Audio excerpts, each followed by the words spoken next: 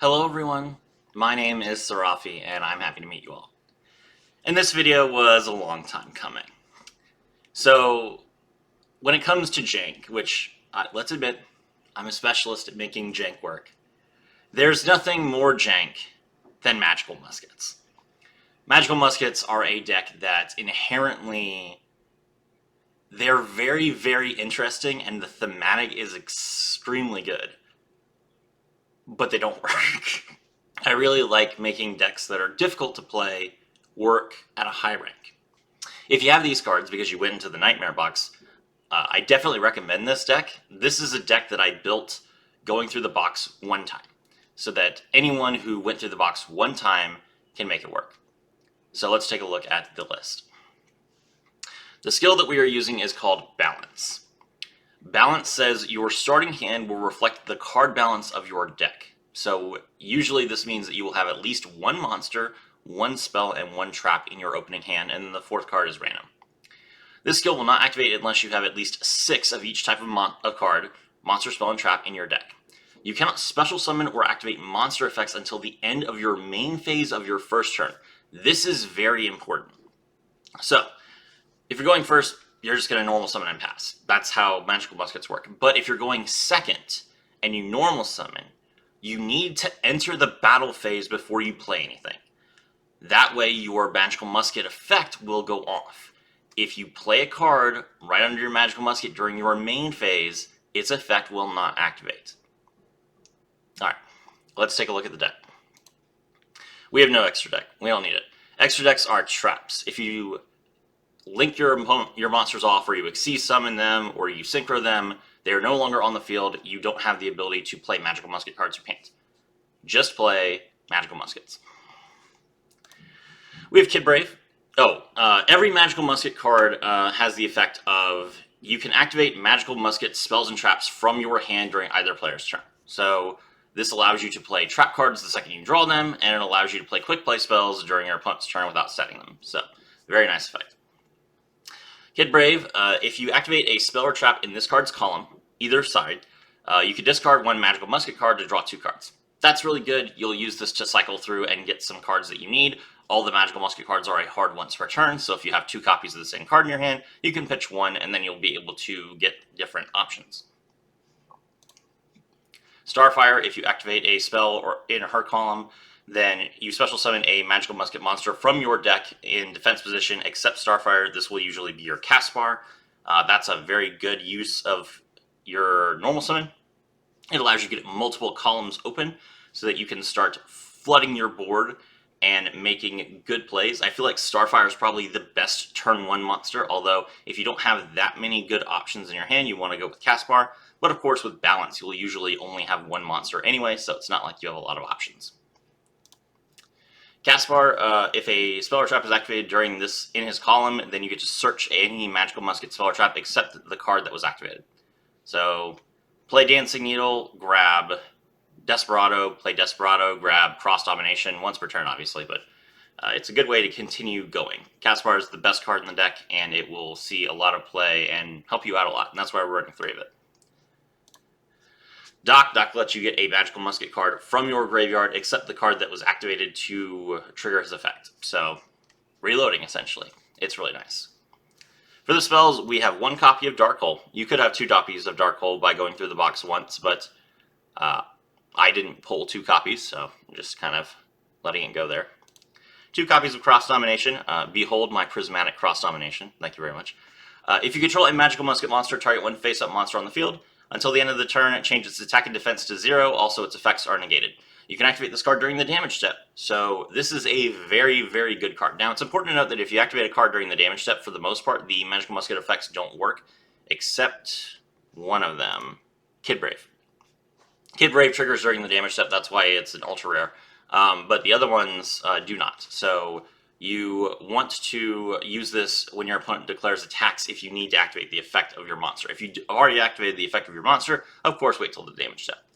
Negating cards is very useful. You can use this on cards like Live Twin Keystkill, Yubel the Ultimate Nightmare, Elemental Hero, Neos Kluger, Draco Berserker the Tenyi. There are a lot of options that you can use to prevent your opponent's powerful effects from either disrupting your return or killing you. Magical Musket Steady Hands, we are playing this at 3 because we need 6 spells, and there's not any other Magical Musket spells that we can use. Target one Magical Musket monster you control, its attack and defense become double its original attack and defense until the end of the turn. It cannot attack directly during the turn you activate this card. You can only activate one Magical Musket Steady Hands per turn. This is a good card, and you will usually use this card to great effect. Basically, you can activate it in response to your opponent attacking, and obviously you can use it during the damage step. If you need to beat over a powerful monster, you can also play it on your turn. That's typically not going to happen. If you happen to have Caspar in defense position, you can double its defense with Steady Hands, and then play Cross Domination to make the opponent's monsters attack 0. That will actually deal 4,000 damage to your opponent in a single hit. So that's a cute little combination of cards you can use if you happen to summon Caspar off of Starfire, because usually that's the only way you can get in defense position. Compulsory Evacuation Device. I know that I said you could make this deck with one run-through of the Nightmare box, and this card obviously isn't in the Nightmare box. If you don't have Compulsory Evacuation Device, you can run a second copy of Dancing Needle, but I feel like this card is a good one card. Make sure that you can play even if your opponent removes your muskets. 3 copies of Magical Musket Desperado. If you control a Magical Musket monster, target one face-up card on the field and destroy it. You can only activate one Magical Musket Desperado per turn.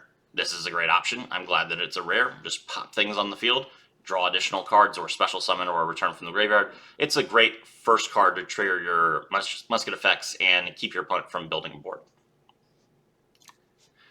Magical Musket Dancing Needle. If you control a Magical Musket monster, target up to 3 cards in the graveyards and banish them. You can only activate this once per turn. Okay, so Dancing Needle is a great tool for cards like Live Twin Kill, Live Twin Lila, monsters that are dumped in the graveyard with Blackluster Soldier, Yubel, and Neos in the graveyard. People were running Transmigration Prophecy for a while. Because Transmigration Prophecy is a good card to use in the meta, Dancing Needle is even better, because first of all, it banishes the cards instead of shuffling them back into the deck, and secondly, it targets 3 cards instead of 2. So, and it can be used the turn that you draw it, as opposed to needing to wait to set it. So this is a very good card against the current meta, and I'm only running it at 1 because it's so searchable with Caspar. But if you don't find yourself opening Caspar too much, you might cut the Compulse to play this card too. Lastly, we have Magical Musket Fiendish Deal. Magical Musket monsters you control cannot be destroyed by card effects. That's a very nice effect to just hold on in your hand to make sure that your monsters just randomly can't be destroyed by an opponent's card effect. If you chain to a card like Dark Hole, they won't be destroyed. It's really nice. If this card in your possession is sent to the graveyard by an opponent's card effect, you can add 1 Magical Musket card from your deck or graveyard to your hand. Really nice. The problem with this card is really that it's a continuous trap, so if you play it under one of your Magical Musket cards, that column is locked off from you. That makes it a really skill-testing card, but it is a card that you definitely need just to make sure that your one monster doesn't get destroyed. So I like running it at 1. Okay, and that is the deck. Let's go ahead and take a look at the replay. As long as the game exists, there will be Blue Eyes players. Alright, the opponent goes first. They are going to activate Melody, discard the solid to draw Blue Eyes and Alternative. Great, first turn. Normal summon Blue Eyes, set 1, pass. Now, as someone who has king games with Blue Eyes before, what a board. Didn't even set the Blue Eyes in defense position, but alright. Alright, it's our turn. We draw. We have, because of the balance, 2 traps, 2 spells, and 1 monster, and that's all we need. Normal summon the Magical Musketeer Starfire, enter the battle phase first, you see, and then immediately activate Desperado. Now we can activate Starfire's effect. Starfire special summon Caspar in defense position and attack my opponent directly. Then pass. It's my opponent's turn. They're going to activate their skill. It's my opponent's turn. They are going to reveal Blue Eyes White Dragon, special summon Blue Eyes Alternative White Dragon from their hand.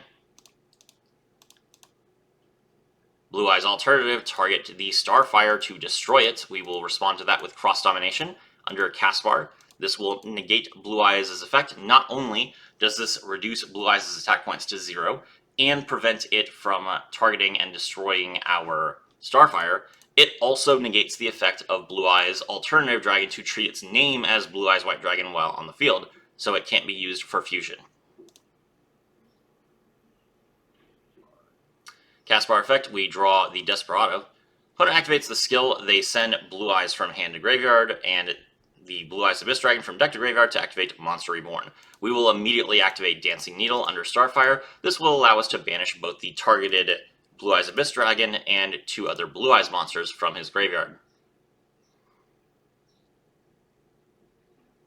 Now Starfire can special summon Doc from the deck. Opponent sets 1 and ends. We're going to activate the Desperado that we drew under Doc, which will allow us to immediately trigger Doc's effect to get Cross Domination back from our graveyard, as well as destroying this alternative before its attack points go back to normal. And it's our turn. We switch our monsters into attack position, we go into battle, our opponent is going to Compulse, and we still have lethal on board. There you go. So Magical Muskets is not a quick deck, it is a slow, methodical control deck, but you will have a lot of options, a lot of draw, and you will be able to really dig through your deck. Now, you might be wondering, why is there no Forbidden Lance in this deck? Wouldn't Forbidden Lance be a good option? Yes, Forbidden Lance would definitely be a nice tech option, but I found that it made it so that you didn't have a consistent enough opening hand.